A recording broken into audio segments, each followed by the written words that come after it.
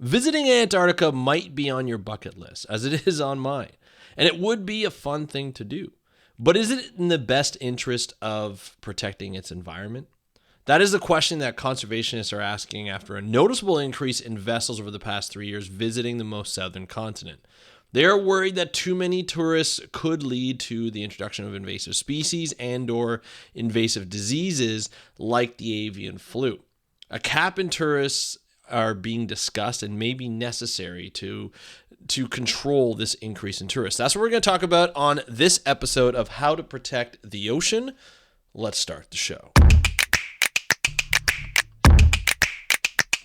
Hey everybody, welcome back to another exciting episode of How to Protect the Ocean. I'm your host, Andrew Lewin, and this is the podcast where you find out what's happening with the ocean, what you can do to speak up for the ocean, and how you can protect the ocean through taking action. And today we're going to talk about something that I found quite interesting in discussing, and what's being discussed among conservationists and policymakers is the amount of people visiting Antarctica.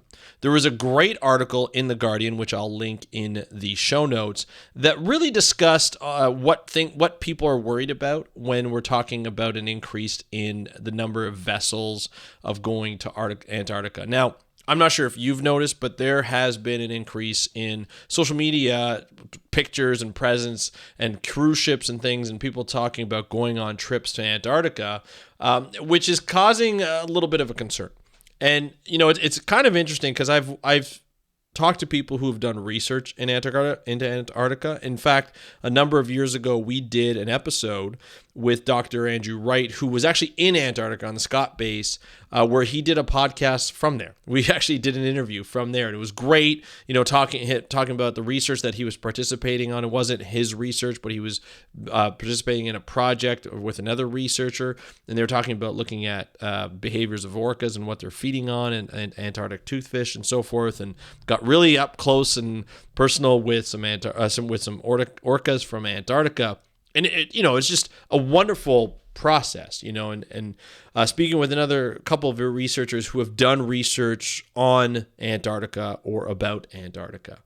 And it's not easy to get there, right? If you want to fly there, you have to take specific flights at specific times. Those can get canceled at any time because, like I said, it's not an easy habitat to fly into. It can get very, quote unquote, hairy at any point in time. And so, flying in is not an easy thing. There's no real huge airport or anything like that. Most people who go to Antarctica, a lot of them go by boat, especially tourists, because there's no hotels. There are bases, and even the bases are not what you would expect from a vacation spot, let's just say.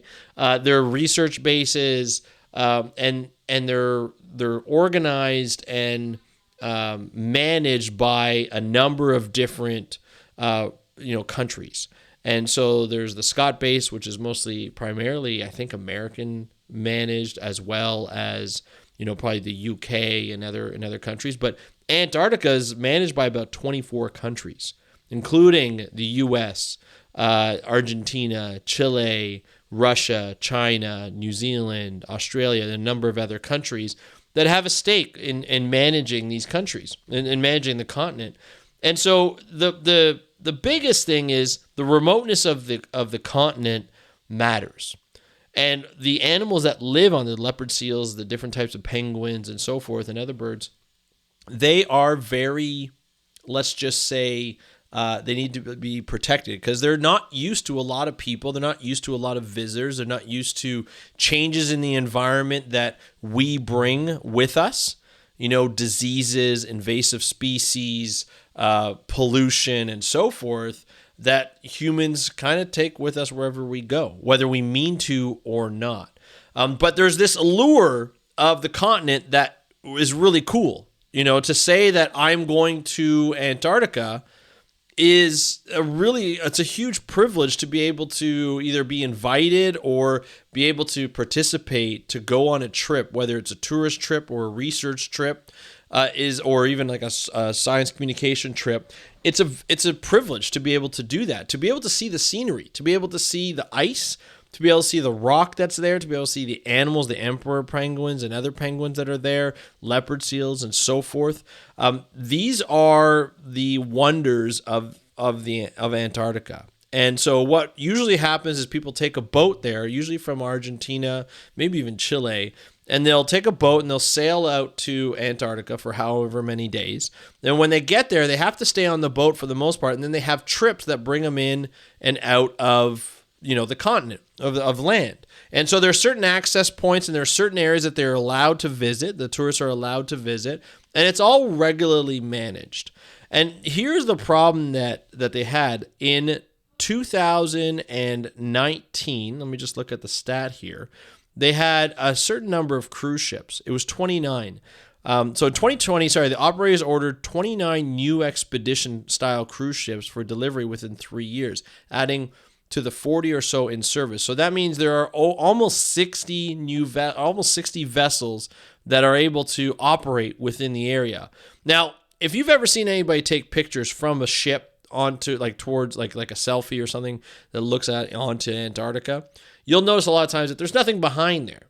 There's that allure of, oh, this is so pristine and so remote that it's just me, the ship I'm on, and the continent behind me, the penguins and the leopard seals. But there's actually a lot of ships, and a lot of the times this article is saying that there's a coordination that these ships take to ensure that people who are taking pictures don't get another cruise ship that are in the way. And it's very similar to, I guess, the Galapagos Island in terms of you can only really reach it by ship. So tourists have to stay on the ship, and then they do these expeditions either daily or every couple of days to go on the islands. And I think the same thing here is for Antarctica. There's a coordination of ships where they'll actually coordinate so they don't get in each other's way. So there's people who have pictures or are looking aren't just seeing other ships. But when you're there, and I've never been there, as I'm told through this article, and if anybody's been there, if you could let me know, that'd be great. If you've been there in the last 3 years. They see other ships all around because there are other tourist boats that are going and they're doing the same thing as other people. They're going to visit this wonderful continent. But there's a concern. There's a general concern of what we bring. And when I first, saw this article, I was like, oh yeah, that makes sense. We don't want too many people on the island, on the continent, because that could be a real problem. And if you actually look at the pictures, you're actually seeing kayakers on here that are in full, life vests and stuff like that. But that's obviously that can be dangerous at times. And I'm sure it's only during very calm times in the water. But there's definitely a problem, and something needs to be done. Something needs to be managed. Now, you're probably wondering, who manages all this stuff? Well, the restrictions are imposed by the Antarctic Treaty signatory nations, now numbering, I said 24, it's actually numbering 54, and they limit the land-based visits to about 200 hectares, so stretched over a region almost as large as France. So there's only certain access points, like I mentioned, that they can go. And so the treaty regulates issues such as waste disposal, marine pollution, commercial sealing, and commercial fishing. But as yet there is no annex specifically addressing tourism. So we see that there are certain regulations around disposal, marine pollution, commercial sealing, and fishing, but nothing really around tourism, which is increasing at a level that it's being controlled but not really controlled. But for now, all activities undertaken in Antarctica by signatory parties need to be permitted. Tour operators must complete an environmental evaluation demonstrating their activities can be managed safely and with no more than a minor or transitory impact. Separate studies of environmental impacts, such as on penguin colonies, have so far found the absence of negative impact from visitors. I caution that statement with that may not necessarily be true. That sounds like it's subjective, and I haven't seen the data on this. And so, as someone who's been an environmental consultant before, you have to be careful in how people environmentally assess the area.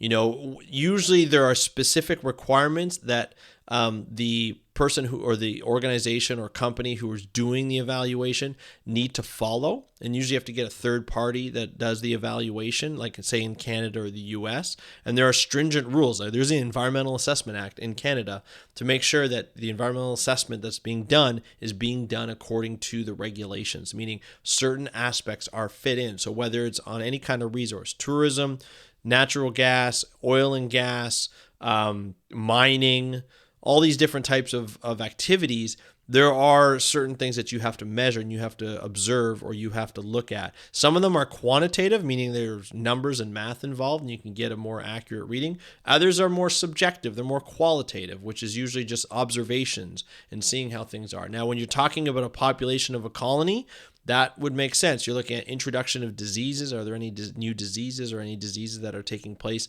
that would be above and beyond what would be considered quote unquote normal? Even then, that's hard to gauge. So I caution that last little statement saying found an absence of negative impact from visitors, because we don't really know what those impacts are. They may not be short term. They may be longer term. Even the behavioral impact of people showing up with these penguins, how is that going to change the dynamics of the population over the long term? And I would like to get, it's something I should write down, I would like to get somebody on that is more of a penguin expert to say, hey, how does visitors affect the population about that? And what are the regulations specifically around the interaction of humans with the penguins on Antarctica? Like we've seen what people do. Regulations are important. Right? Regulations, when we look at species, especially species at risk or endangered species, are very important. I remember, I've told this story before, when I was in Hawaii, I volunteered for a day with an organization on a beach called Sea Turtle Beach, where the green sea turtles come in and they eat the red kelp or the red algae, and they come in on the beach to relax because that red algae is a little harder to digest, and so they'll just kind of sit out on in the sun, bask in the sun, and rest while they digest all that red algae. And so while they do that, this organization is there to take some data and take some observations and so forth, but they're also there to rope off the section where these sea turtles are so that people stand back away from them. And the stuff that I saw just in one day of doing things, of people trying to like create a show, quote unquote show, for that these sea turtles, they thought these sea turtles should do. There was one man who had a family of young children who was throwing sand on the sea turtles to make them move and said, well, they're not moving. They should be moving. I'm like, no, that's not what they're supposed to be doing. They're supposed to be sleeping, and you're supposed to look and watch. This is not a show. This is wildlife at its finest, and you're seeing these green sea turtles that you would normally never really see, or be very rare for people to see unless that you were in the water around green sea turtles. So, you know, I've seen people do like that, and we've seen the videos and the photos of people on Seal Beach in San Diego, or near San Diego, La Jolla, California, where people go in and they try and take selfies with seals or sea lions, with the sea lion pups and the sea lion adults, and you see the adults get really, really annoyed, and they get worried about their seal pups or sea lion pups, and you'll see people touch sea lions to get a reaction out of them so they could take a picture because they think it's funny. And so we see how people behave around animals. And imagine in the Antarctic, where there's not really a lot of people taking videos of other people interacting with these animals. I can just imagine how people will react. Now, I'm not saying that the tour operators don't educate properly and don't enforce these types of rules.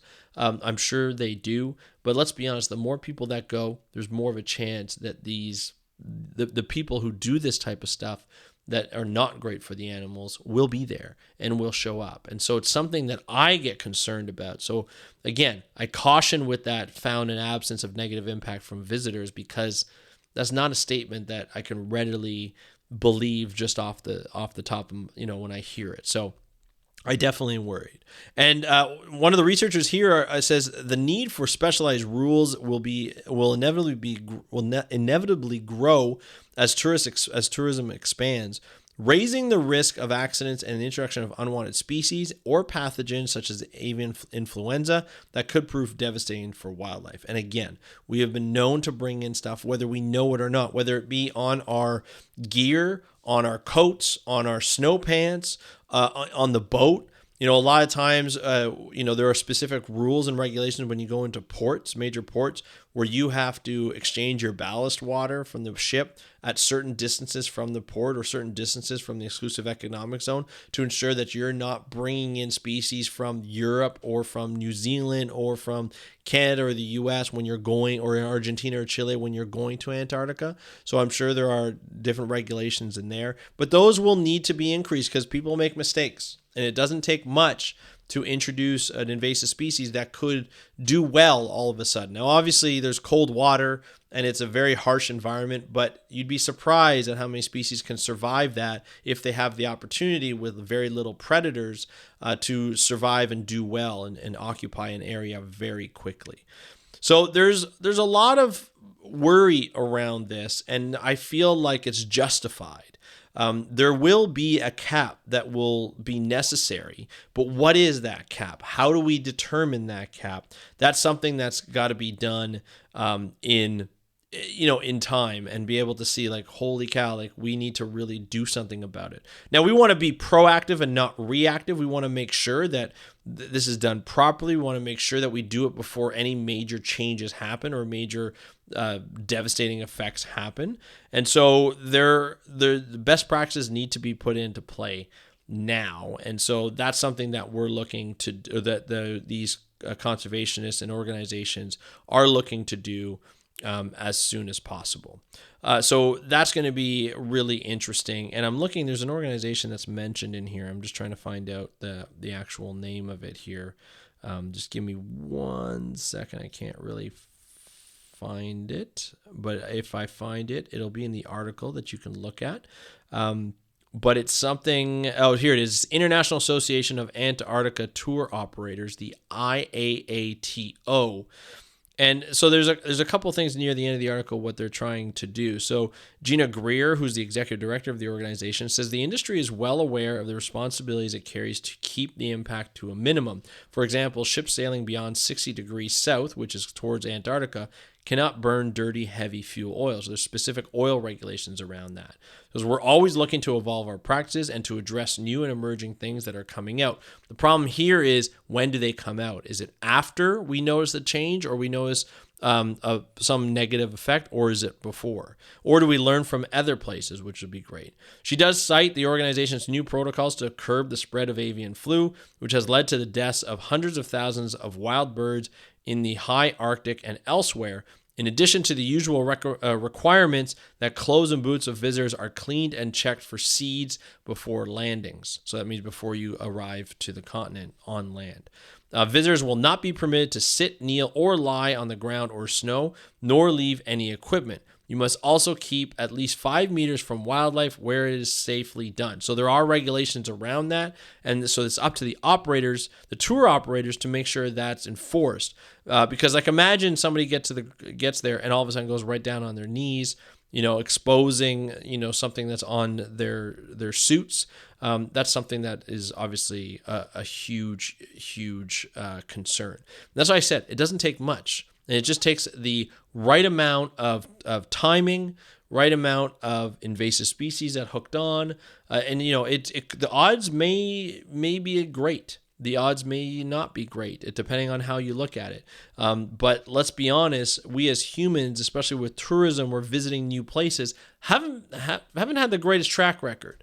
And so this is concerning, and I'm glad that people are looking at it, and that conservationists and the tourism boards are on it and making sure that this happens. But it does make me nervous that there is an increase in tour operators. And one thing, or not tour operators, but just tourists in general, one thing I had a really interesting conversation with when I went to Malaysia was a friend of mine, Dr. Andrew Thaler, great guy, great researcher, and he had a really interesting perspective, because a lot of places, when we go to places like Malaysia or Indo-Pacific, you're in the biodiversity country here, right? You're looking at diversity in the ocean, diversity on land, and for marine biologists, a lot of us scuba dive. And so when we go to a conference like this, a lot of us will want to scuba dive, or people travel to scuba dive. And I was in a conversation with Dr. Andrew Thaler, and he was just like, he has a policy. He's like, when I go to a new place like this, I try not to go, I don't go diving. And I asked him why. I said, this is a great opportunity to go diving. And he was like, well, he goes, this is my philosophy. He's like, I don't need to. It'd be great to look at it. There's no doubt about that. I would enjoy looking at it. But what am I bringing that could harm this area? What am I doing that can be that can harm something, or that I could do something that damages, or I could do something that I shouldn't be doing that I don't know about, right? And I just think that's a really great way is let's look at our impact. Do we really need to see everything? Do we really need to travel everywhere, especially in sensitive areas like Antarctica? I would love to go to Antarctica. In fact, if I had the opportunity, I might go, but I would be very concerned, am I contributing to the problem, right? Do I know everything I need to know to ensure that I am not going to be damaging something? I am not going to be providing extra pressure on an already, population that's already, undergoing that pressure. Is that something I really need to do? So that's some of the things that I'm asking myself when I travel to places. Do I really need to do all these, things that I would think are wonderful, that I can get great pics, that I can share, that I can talk about stories, and the experiences are great. People like to travel, but you have to travel responsibly, and you have to do the research to ensure that you are not damaging anything further, or looking at the pressures that some of these places are already seeing and already feeling. Okay, so that's just something I wanted to talk about. I'd love to hear your I'd love to hear your thoughts on this. Now, I say, hey, just if you have a thought, just DM me on Instagram at Speak Up for Blue. But I wanted to let you know that my handle for Speak Up for Blue has changed because the podcast has changed. So now you can DM me on how to protect the ocean, all one word. How to protect the ocean. You can DM me. I'd love to hear your thoughts on that.